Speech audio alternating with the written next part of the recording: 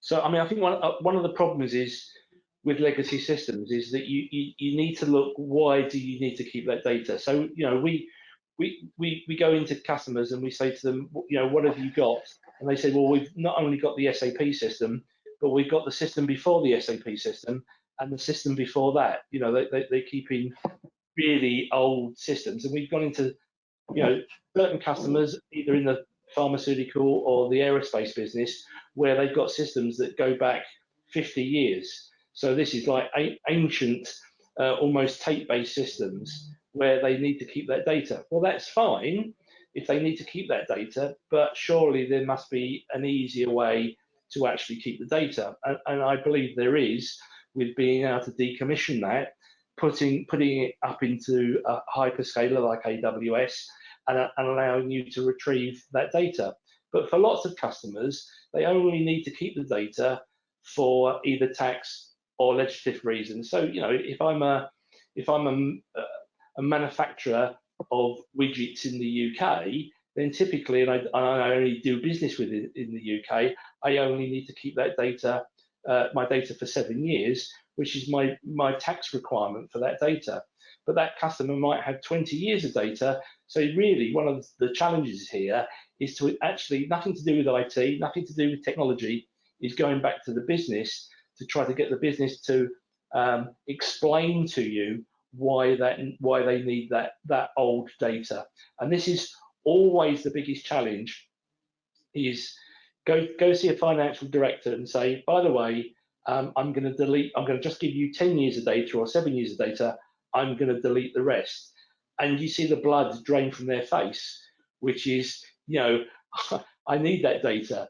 But you ask the question, and typically, and this is probably where we score over other customers or over other companies, this is nothing to do with technology.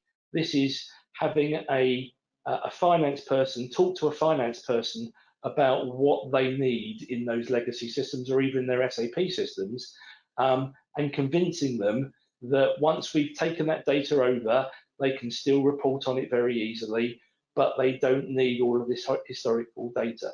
So, but I think there's a massive opportunity out there for customers to just go look round their existing machine room, or if they've outsourced it to somebody else, just go and look at your asset register of all of those systems and find out, do you really need them, or is there another way to look after them?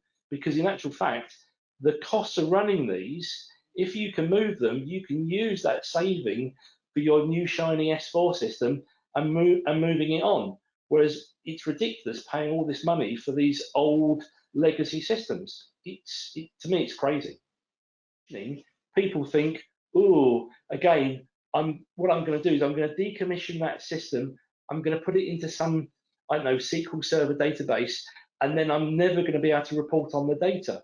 And again, depending on what decommissioning strategy you use, it's far different. All I'm going to do is take that data, typically, put it into a new system, and give you reporting access very easily over that data. If we were talking about this 10 years ago, I'd say, yes, it was always a problem. But today, it's not a problem. Nobody should be worried about decommissioning something. And to some extent, I've always used this statement, which really does confuse people, which is you can decommission for free, okay? And people go, oh, how do I decommission for free? Well, very simply, if I've got 10 systems out there, those 10 systems are costing me money at different rates.